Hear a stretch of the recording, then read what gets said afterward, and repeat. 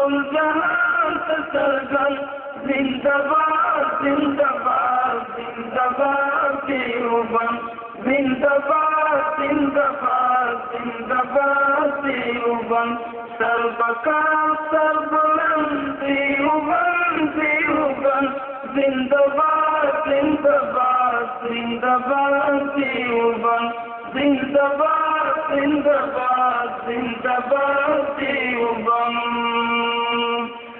پیروان فرشتیا د امام اعظم ختم کړی تل د وخت هر فتنه پیروان فرشتیا د امام اعظم ختم کړی تل د وخت هر فتنه خدای دې ساته هر وخت هر سربلند زنده‌باد زنده‌باد زنده‌باد دیوبند زنده‌باد زنده‌باد زنده‌باد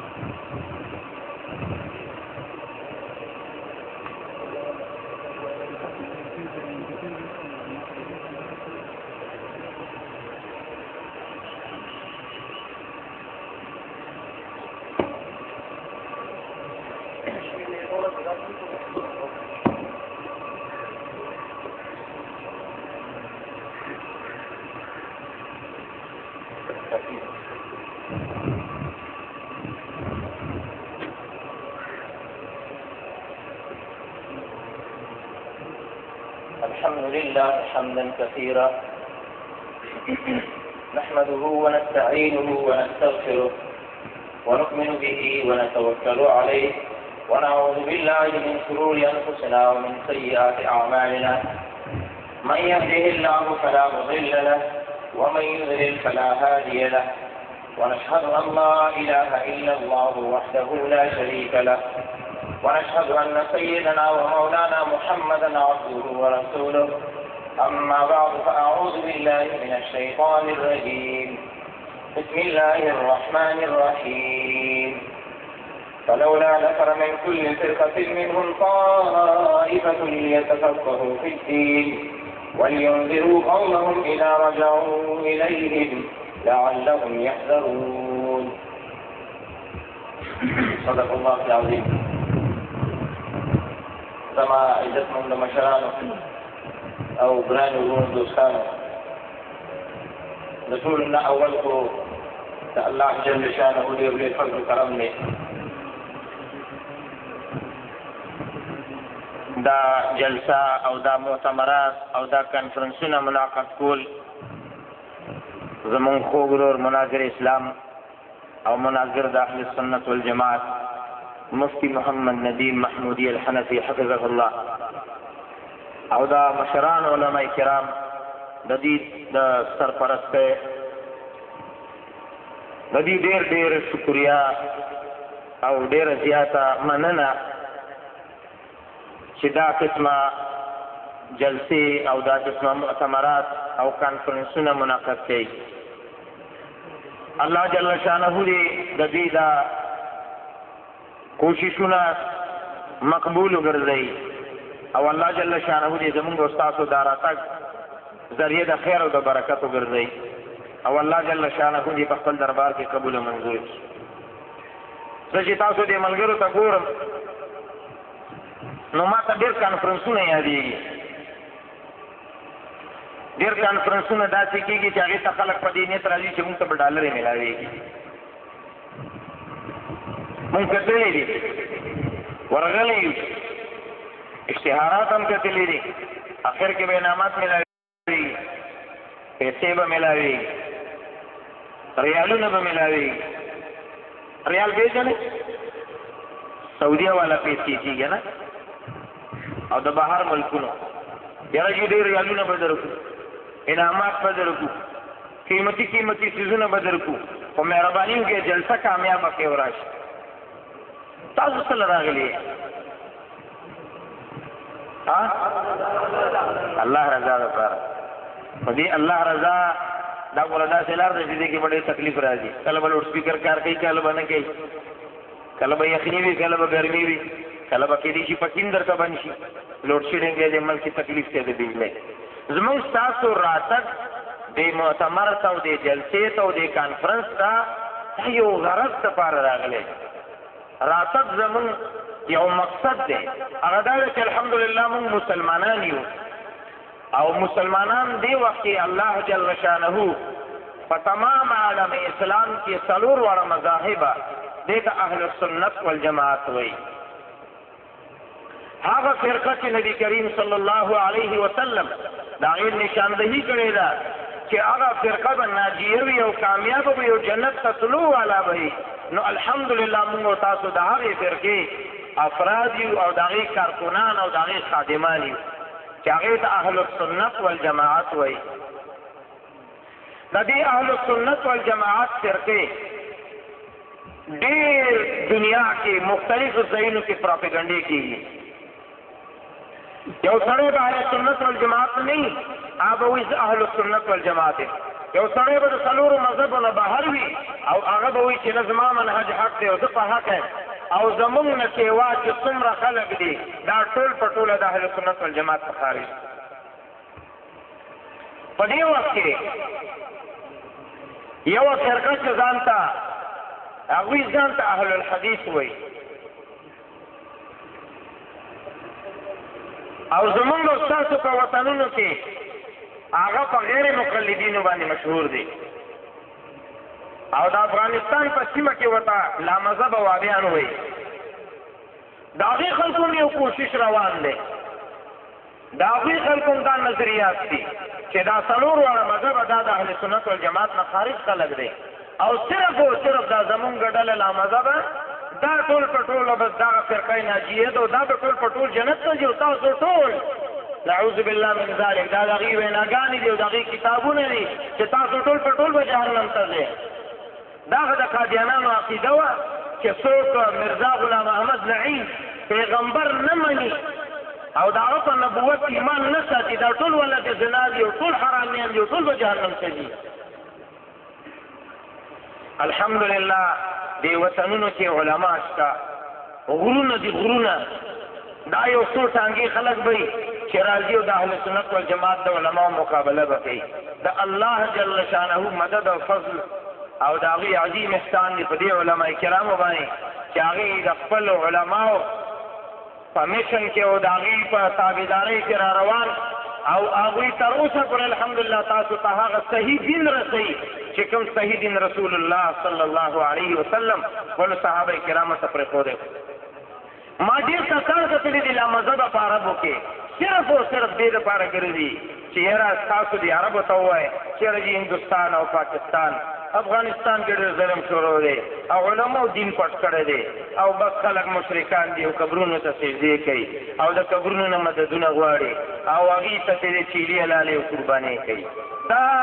تش په تشه پراپګنډې او تش په تشه د هغې مقصد دا وي چې هغې د اهل سنت والجماعت هغه فرقه بدنامون غواړي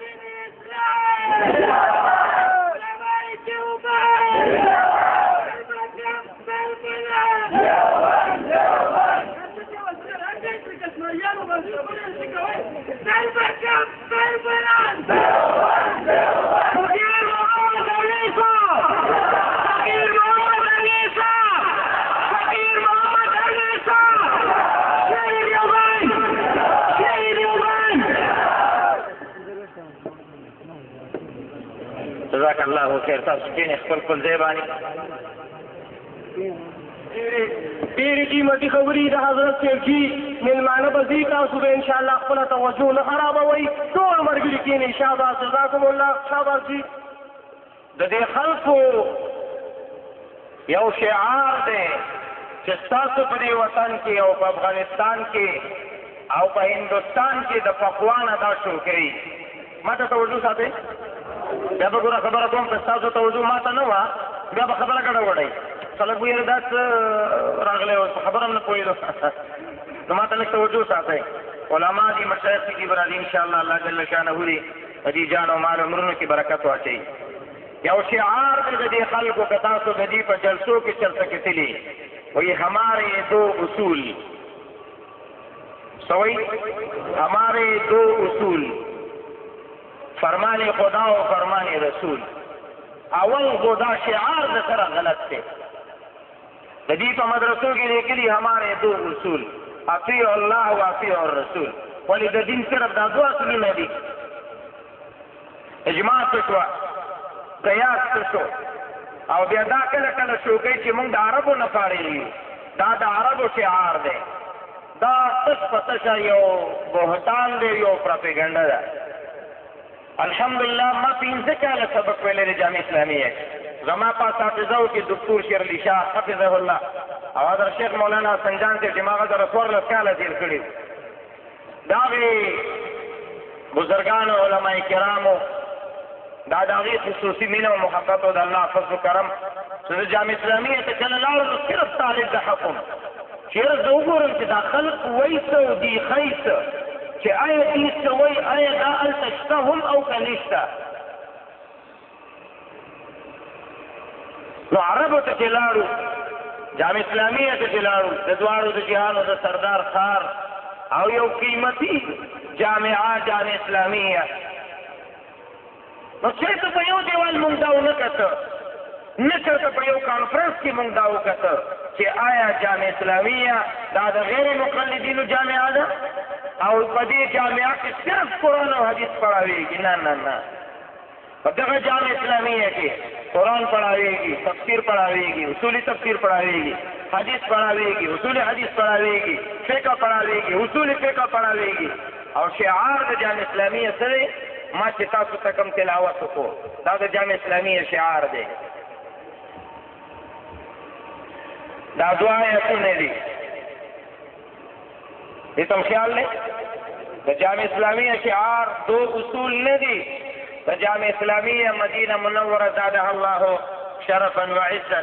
د هغې شعار فلولا نفر من كل فرقة منهم طائفة ليتفقهوا في الدين ليتفقهوا في الدين ولينذروا قومهم إذا رجعوا إليهم لعلهم يحذرون. د جامع اسلامي شعار دا نه دی چې ټول عالم اسلام ته د کفر او د شرک په نظر ګوري. دا جامع اسلامي شعار دی ادعو الى سبيل ربك بالحكمة والموعظة الحسنة وجادلهم بالتي هي أحسن إن ربك هو أعلم بمن ضل عن سبيله وهو أعلم بالمهتدين. بهر تقدیر د کتاب کې هغه سابقه حوالجات او هغه اشتهارات او هغه بیانات چې کوم په تېر کال کانفرنس کې شوي او د ډېرو علماو دا خواهش او خاص کر د افغانستان د علماو چې زمونږ وطن کې لامذهبه وابیان ډېر دي، هغوی بار بار دا شو کوي چې دا مدینه منوره کې دا یونیورسټي دا زمونږ یونیورسټي ده، هلته د یو مذهب طالب هم نه پرېږدي او هلته که څوک دا خبرې وکړي نو یونیورسټۍ نه به وباسي دا او دا. هغه د ځانه پراپیګنډې او بې بنیاده خبرې او خاص کر دا چې هلته علم فقه نه ویلی کېږي او د فقه والا طلبا هلته نه پرېږدي، دا یو پراپیګنډ او یو بې بنیاده خبره وه. دوستانو هماغه تمام حوالجات، هماغه تمام کتابونه او هغه تمام اشتهارات هغه مې صرف د دې علما کرامو د خواهش په بنیاد باندې چې دا د یو کتاب په شکل کې وي او موږ ته مجتمع شکل کې میلو شي نو دا به موږ ځان سره ساتو. دا شی مو نشي لږ برابر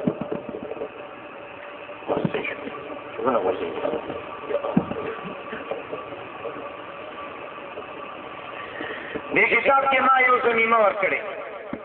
زمون قاری محمد طاهر صاحب شیخ ابو یحیی الله جل شانه دې جزای خیر ورکړي د مکتب امدادیه خادم دی او د دین ډېر لوی خدمت کوي په دې وخت کې د دې علما کرامو سره څنګ په څنګ لګیا دی او د غیر مقلدینو په ردودو کې او د هغوی په تردید کې په مختلفو موضوعاتو باندې کتابونه لیکلي دي. د هغوی فهرست دا کتاب هم دلته میلاویږي. نور قیمتي کتابونه هم هغوی ځان سره راوړي. دا کتاب د هغوی په محنت او د هغوی په خوارۍ او د هغوی په همدردۍ سره چاپ شوی دی. ما صرف مواد ورکړي دي چې دا دې خلکو ته ورسوي، چې دې خلکو ته پته ولګي چې د عربو جامع اسلامیه کې آیا 4 مذهب ویل کېږي او که صرف قرآن او حدیث ویل کېږي او اجماع او فقه پکې پرېښودل کېږي، نو دې ته ضمیمه ویل کېږي. جامع اسلامیه مدینه منوره،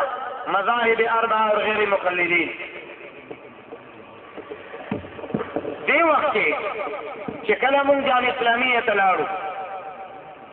نو په عربو کې د پخوانه د نن نه لږ 1600 کالو نه یو خط تقسیمیږي په دې غیر مقلدینو او په دې احناف او په موالیکو حنابلو او دارنګې احنافو طلبو کې چې هغه ځای مشرانو سره شته دی. دا کتاب دی الحرکة السلفیه فی شبه القارة الهندیه. دا د هندوستان یو لوی عالم دی نور محمد القاسمی الدیاروی. هغه یو خپل کتاب لیکلی دی، د لبنان نه چاپ کړی دی، د روابع القدس نه، د مکتبې نه. په دې کې یو خط ذکر دی د غیر مقلدین. د ریاض یو اردو ترجمان دی محمد لقمان سلفي. خیال کوئ دوستانو زما ګوره ټوټل ټیم 20 منټه به پاتې، خو دا خبرې درته کول غواړم. د هغه یو خط دی، په خط کې هغه لیکي خپلې جامعې ته هندوستان کې چې موږ دا جامعه ابن تیمیه څه دپاره جوړه کړې ده. که ستاسو خیال نن افغانستان کې دا جامعات جوړېږي او کویان دي او حلقې مقرریږي او دا او دا او خلکو له تنخواګانې ورکوي 3 زره ریاله دا او دا، او مقصد یې دی چې اول استاد لا مذهب وکړو نو بیا به شاګردان لا مذهب وکړو. او د هغوی غرض هغه تاسو وګورئ، ان الهدف الحقيقي والاساسي لانشاء الجامع ابن تيميه هو القضاء على وباء الحنفيه من هذه المنطقه. تاسو لمونږ دا جامع ابن تیمیه څه دپاره جوړه کړې ده؟ د دې دپاره چې د دې علاقې په اخلاقو باندې وبا راشي او الله جل شانه یې ختم کړي. دا د دې عبارت کې تاسو وایئ چې نعوذ بالله من ذلک، استغفر الله. دویم دا وایي فإنني أقنعت الحكومة السعودية جدا أن جميع الفرق في الهند وباكستان على الزيغ والضلال ما عدا الجماعة السلفية غير المقلدين. یو تاسو څومره مهنت کوي، وایي ما تمام سعودي حکومت ته ویلي دي چې د هندوستان پاکستان څومره فرقې دي دا ټول په ټوله چې دی دا اهل زیغ ګمراه خلک دی، سوا د غیر مقلدینو لا مذهبو او منکرین فقه نه. تاسو وایئ چې استغفر الله. دا دویم نظریه. دریم دې کوشش دا کوي وظني بالفقه انه نجس وشيء كريم لو تبول عليه احد فيصاد البول نجاسه. فقه پیژنئ، قرآن، حدیث، علم الفقه. علم الفقه هغه فقه چې په هغې باندې د احکامو بنیادونه ایښودلی کېږي. د فقه باره کې وایي زه دا وایم چې فقه یو نجس شی دی، یو بیکار شی کریس بدبودار. لو تبول عليه احد فيزداد البول نجاسه. که د فقه په کتاب متیاز وکړي نو دا متیاز د مخکې نه زیاتې پلیته شي. استغفر الله. خیال هم دی داسې خلکو سره هم سر دی. او دا مشایخ علما چې تاسو نن ګورئ او تاسو مخې ته موجود دي نو دا الحمدلله دفاع کوي د قرآن او د حدیث او د علم الفقه او د عقایدو د اهل سنت والجماعت. نو دې سره ودرېدل پکار دي که نه؟ د دې خبرې اورېدل پکار دي که نه؟ د دې جلسو مؤتمراتو کانفرنسونو ته راتګ پکار دی که نه؟ دا موقف مخکې رسول پکار دی او که نه؟ دا د هغه د کتاب هغه بنیادي حصې چې ما تاسو ته وویل او دا د دې کتابونو دا د دې د علم فقه په خلاف دا د هغې نظریې دي او چلۍ په طلباو. دې باندې د هندوستان علماو یو رد کړی دی، نظرة عابرة على أهم ما ورد من نقاط في رسالة محمد لقمان السلفي المتعصب الهندي الأصل. د باندې د هندوستان علماو د په دې خط باندې ردونه کړي. یو دا دویم که تاسو خیال وکړئ جامع اسلامیه کې یو طالب علم داخل شوی و د نن نه څو کاله وړاندې، د هغه نوم دی شیخ شمس الدین سلفي افغاني بانی جامع سریه پېښور. تاسو خیال به کړئ سپین جومات نه شاته سپینه وړی د دانش آباد سره دلته یو جامعه د هغې د جامعة الازهریه وایي. الجامعة الازهریه د دې یو مشر دی تاکال والا ګوره خیال ساتئ، تاکال والا سپینه وړی والا یا دا نږدې خلک دا جامعه هم څه پېژني دا خلک هم څه پېژني. شیخ شمس الدین چې دی دا د مولانا محمد اشرف اهل سنت حنفي دیوبندي ماتوریدي عالم زوی و او دی په افغانستان کې پیدا شوی و او په پاکستاني کاغذاتو باندې د جامع اسلامیه کې داخل شوی دی. پاکستان کې وړې دورې پورې د کتابونه ویلي، بیا دې لاړو د دوره حدیث نه بغیر کلیت الحدیث شریف وی او ماستر او پی ایچ ډي وکړه دکتورا یې وکړه جامع اسلامیه نه. دومره ښایسته رسالې لیکلې وې د ماستر او د پی ایچ ډي چې هغه ما سره اصل هم پرتې دي او چاپ شوي ما سره پرتې دي. که څوک یې کتل غواړي او هر ټایم یې کتل غواړي انشاءالله العزیز زه ورته تیار یم. لیکن چې کله هغه کتابونه د چاپ کولو مرحله راغله نو په هغې کې داسې قسمه تبدیلیانې بهر که بهر وشوې چې په هغې کې احناف علماء دیوبند او هندوستان علما او د عرب علما د هغې په شان کې داسې ګستاخیانې وشوې او داسې سپورې سپکې هغې ته ویلې شوې نو زمونږ د هندوستان پاکستان علماو په هغې احتجاج وکړو او د رسالې مشرف و ډاکټر صالح عبدالله العبود دی په حرم شریف کې باب مجیدي کې کتاب التوحید پڑھاوی حفظه الله. ډېر یو لوی انسان دی او ډېر یو ښایسته ښکلې عقیدې والا دی چې کله د هندوستان پاکستان علماو دا شکایات ور ورسېدل چې ستاسو د مدینې منورې جامع اسلامیه په کنځلو باندې خلکو له ډګرۍ ورکوئ نو هغه فورا د جامع کتابونه راوغوښته چې دا طالب علم موږ سره پاکستانی دی او بارې کتابونه د افغانستان د افغاني په نوم باندې چاپ کړي دي. نو هغه بار بار په کانفرنسونو کې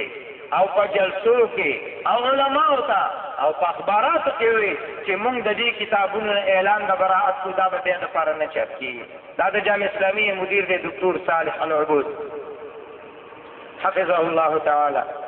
بار بار اعلانات الجامعة الاسلامیه بریئة من تدلیس الشمس الافغانی. جامع اسلامیه د شمس الدین سلفي افغاني د کتابونو نه براعت کوي. دكتور العبود يعلن براءة الجامعة الإسلامية من تدليس الشمس الأفغاني. ما تستوي دو جنسية جامعة پیدا شوی افغانستان کې دی او په پاکستاني کاغذاتو په جامعه کې داخل شوی دی. نو دې وجې نه چې کوم کتابونه یې چاپ کړي دي په هغې باندې افغاني لیکي او طالب علم دی د پاکستان په شهریت باندې داخل دی. د ده په دې کتابونو کې څه یو څو درته ووایم که دا علما یې برداشت کړي خو توکل په خدای. دا کتاب ما څلور میاشتې کتلی دی 3 جلد کتاب دی. د علامه تفتزني باره کې وایي په صفحه 18 باندې کتابونه ما سره چاپ شوي هم شته او کتابونه ما سره اصل هم شته. دی په 18 صفحه کې وایي انه ترجمه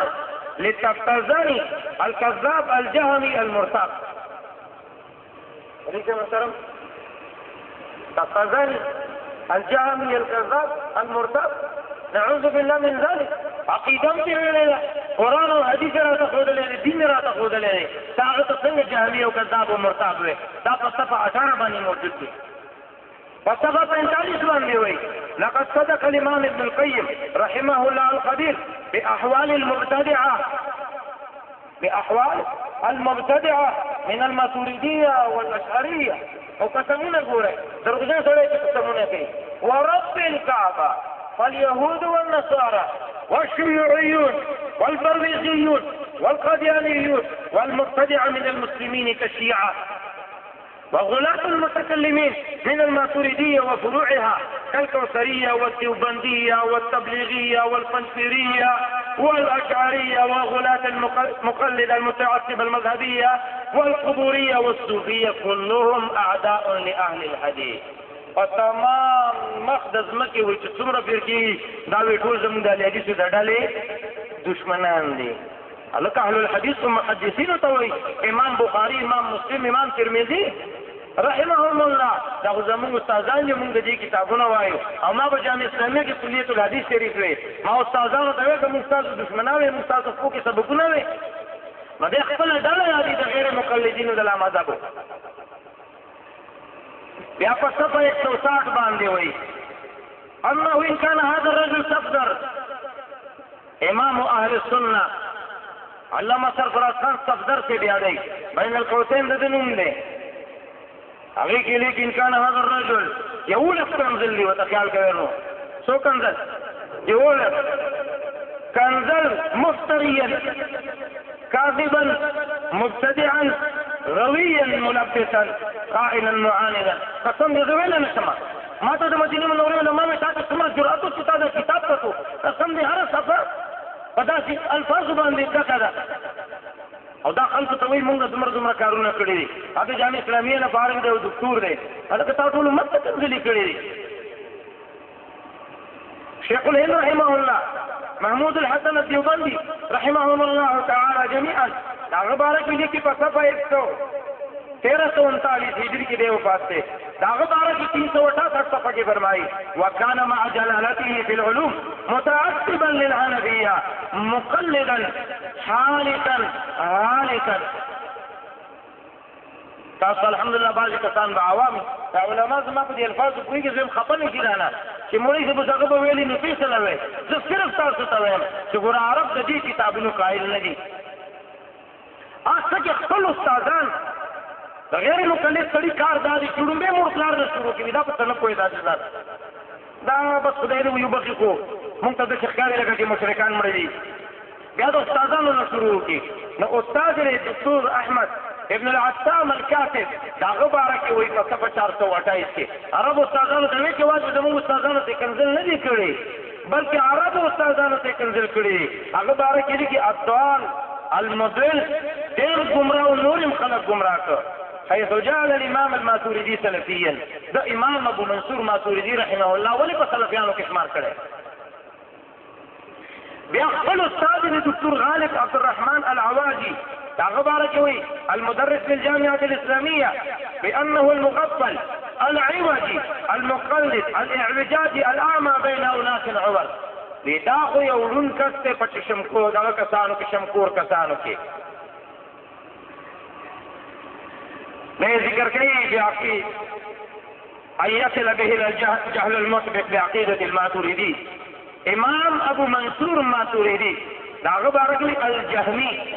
امام فرقة عظيمة جهمية معطلة حيث جعله سلفيا. دا د عبارات دي که تاسو د کتاب وکتو زه وایم چې انسان برداشت نشي کولی چې دا تاسو لیکلي. دا قسمه عبارات د ده په دې کتابونو کې موجود دي. نو د دې وجې نه د جامع اسلامیه دکتور او مشر دکتور صالح العبود د ده د کتابونو نه اعلان نه براءت وکړو. په دې دوکه کې ویم چې فلاني جامع اسلامیه نه فارغ دی، جامع اسلامیه نه خو فارغ دی، خو کړي سپي دي هلته کې.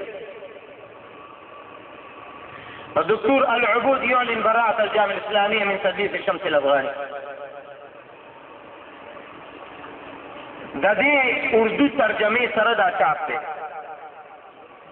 بیا جامعه اسلامیه کې د دوه بچون سبقونه وي، خو چونکې د جامعه اسلامي په قوانینو باندې خو دا خلک وخت نه تېروي، نو د دې وجې نه هغې د جامعه اسلاميه نه بیا د دې اخراج وکړو. د غیر مقلدینو او د مذاهب اربعه د دشمنانو په خلاف باندې د رئیس الحرمین شیخ عبدالله السبیل چې دا د مکې مکرمې او د مدینې منورې د دواړو حرمو رئیس الحرمین سابقا اوس څه لږه موده کېږي وفات شوی دی رحمه الله رحمة واسعه. هغه نه زموږ یو عالم ټول سواله کړي دي په اجتهاد او په قیاس او په تقلید باندې. دا ټول سوالو جوابونه هغه ورکړي دي. هغه فتوا هم په دې کتاب کې شامل ده، عربي هم ده او اردو کې ترجمه هم مستوی ده. ما دې قاری محمد ظاهر کې ته وی د افغانستان ملګرو لپاره یو کوشش وکړه چې دا کتاب پښتو کې چاپ کړي نو بیګانه بنه چاپ شوی دی ما ته دومره مکمله نه چې د معزز علما کرامو ته وښیم چې ګوره زم طالب علم پاتې شوم کې دې کې څه کمې به شوي وي خو د کانفرنس ته نږدې وخت په وجه باندې چې ټایم نشته نو بس فی الحال چاپ کړو موږ وایو دې ملګرو ته فایده ورسي نو 12 سواله د فتوی په شکل باندې هغه د اجتهاد او د قیاس او د تقلید د دې په حجتیت باندې اقوال پیش کړي دي او خلکو ته ویلي دي چې دا حجت شرعیه دي جامع اسلامیه مدینه منوره کې څلور واړه مذهبه ډېر په ادب او په احترام ویل کېږي او یوازې جامع اسلامیه کې نه په تمامو عربو ملکونو کې څلور واړه مذهبه ډېر په ادب او په احترام ویل کېږي هغې څنګه وایي الامام ابو حنیفه امام المذهب الحنفي الامام مالک امام المذهب المالكي او دارنګ الامام محمد بن ادریس امام المذهب الشافعي او الامام احمد بن حنبل امام المذهب الحنبلي دا څوک پڑھاوي دا زموږ د پاکستان علما نه د هندوستان افغانستان دا ډاکټر احمد الفالح حفظه الله په کلیه الشریعه کې دا مضامین پڑھاوي زموږ خو دې وایي که نه چې دا څلور مذهبه خارج دي د اهلسنت والجماعت نه مونږ وایي ښه چې دي خارج دي دا د عربو علما څومره قدرداني کوي او دا د هغې اصول المذاهب الاربعه دا څلور واړه مذهبه څه وایي او دارنګې د هر مذهب کتابونه د امام ابو حنیفه رحمت الله علیه په شان کې 2 ځل عظیم الشان کانفرنس سے ملاقات شوې ستا ملک کې لا مذهبه خلک وایي امام ابو حنیفه مرجعي او جهمي و عقیده خرابه وه او عرب سوی الامام ابي حنیفه واثاره الفقهيه یو لوی کتاب او دارنګ لوی علما د یمن نه چیف جسټس راغی او د امام ابو حنیفه رحمت الله علیه هغه د نور په شان تر کېږي که ته ورته ګوته نیسي چې ما ته دا نور نه ښکاري نو دا ستا کمې دی نور کې کمې نشته بیا دارنګ دعوة عامه الامام ابو حنیفه واثره في الدراسات الفقهيه امام ابو حنیفه رحمه الله دا هغه څومره قدر کېږي او زه به تاسو ته صرف د دې یو مختصر غونې نمونه وښیم د امام ابو حنیفه رحمت الله علیه اقوال او ملفوظات شیخ الحرم علی ابن عبد الرحمن السدیس چې دې وخت کې رئیس الحرمین دی او د مکې مکرمې د بیت الله شریف رئیس او خطیب او امام هم دی هغه او د مدینې منورې په امامانو کې خاص کر شیخ الحرم صلاح البدیر حفظهم الله دې د امام ابو حنیفه رحمت الله علیه اقوال ذکر کوي نو زه خپله ناستم حرم شریف کې مدینې منورې د منبر نه د نبي علیه الصلاة والسلام د خوا نه امام صلاح البدیر حفظه الله څه فرمایي العقائد هي الفقه الاکبر كما قال به الامام ابو حنیفه رحمه الله تعالی لوی کرامت بسې د نبی علیه الصلاة والسلام روضې ته مخامخ چا چې حج کړی و الله جل شانه دې موږ تاسو بار بار بودي مدینه منوره کې چې کله کښېني رومبنو چترو کې دې خوا نوم دی د نبي کریم صلی الله علیه وسلم محمد صلی الله علیه وسلم مخامخ چې داسې وګورئ ګول ګول 3 نشانې دي لکه دې کتاب کې چې ما جوړې کړي دي داسې نشانې دي او لیکلي پکې څه دي ابو حنیفه نعمان بن ثابت رضی الله عنه مالك بن انس رضي الله عنه محمد بن ادريس رضي الله عنه او سره لیکلي دي لقب الشافعي احمد بن محمد بن حنبل رضي الله عنه دریان لوی عالم دی دکتور صالح الفوزان داغه کتاب ته ما سره شته څه کتل غواړي چیرې جوړ عرب امام ابو حنیفه نه کوي هغه نه چاته پوښتنه کړې امام ابو حنیفه بارکه هغه نحن نحب ابا حنیفه وهو امام الائمه وهو امام اهل السنه موږ امام ابو حنیفه خوښو هغه د اهل سنت امام دی هغه د امامانو امام دی او بیا ذکر کوي او دغه چې سائل تپوس کوي سائل ته تپوس کوي چې ابو حنیفه سره رحمه الله ولوي دا سائل دا سوال په دې خله کې کټ شي او ورته وي رحمتا واسعه رحمه الله رحمة واسعة وغفر له هو إمامنا وقدوتنا يرضى من يرضى ويغضب من يغضب څوک په خوشحالېږي او څوک په خفه کېږي پښتو متل دی که زړه دې ښه دی نو زه ورسره رحمه الله وایم او که زړه دې بد دی نو زه ورسره رحمه الله وایم وخته څه ووایي رانږدې د امام ابو حنیفه رحمت الله علیه په مذهب باندې په مدینه منوره کې دکتوري کېږي پی ایچ ډي ډاکټریټ چې کوم سړی 18 کاله تعلیم وکړي او اخر کې ډګري اخلي دا د هغې یو نمونه ده. مناقشه رساله دکتوراه في كليه الشريعه بعنوان شرح العقود الحسان في قواعد مذهب النعمان في قواعد مذهب النعمان المسمى بفوائد اللؤلؤ والمرجان. د امام ابو حنیفه رحمه الله شان دومره لوی تاسو زړه کې دا نه ولې چې ګنې د عربو په جامعاتو کې به د امام ابو حنیفه رحمه الله علیه تحقیر او تنقیص کیږي. هغه علما د مدینې منورې هغه په دغه کسانو باندې ردود کوي چې کوم کسان د څلورو مذهبو د علماو نه مخالف وي. دا د علامه ابن رجب حنبلي رحمه الله رساله ده مجموعه رسائل. په دې رسالو کې رساله ده الرد على من اتبع غير المذاهب الاربعه. هغه چا باندې رد دی چې هغه د څلورو مذهبونو نه خلاف کار کوي. هغې ته موږ څه وایو ستاسو په وطن کې موږ ورته لامذهب وایو. نو دا ټوله صفحې عربي صفحات دا مې هم ستاسو دپاره پکې سیټ کړي او دا هم په دې کتاب کې شته. عرب چې کله پوه شو چې داسې خلک دي په هندوستان پاکستان کې چې هغه د علم فقه دشمنان دي هغه د څلورو مذهبو دشمنان دي نو هغې فقهي دورې شروع کړي. ما ته توجه شته فقهي دورې الدروس الفقهیه دا په مدینه منوره کې دروس فقهیه دي.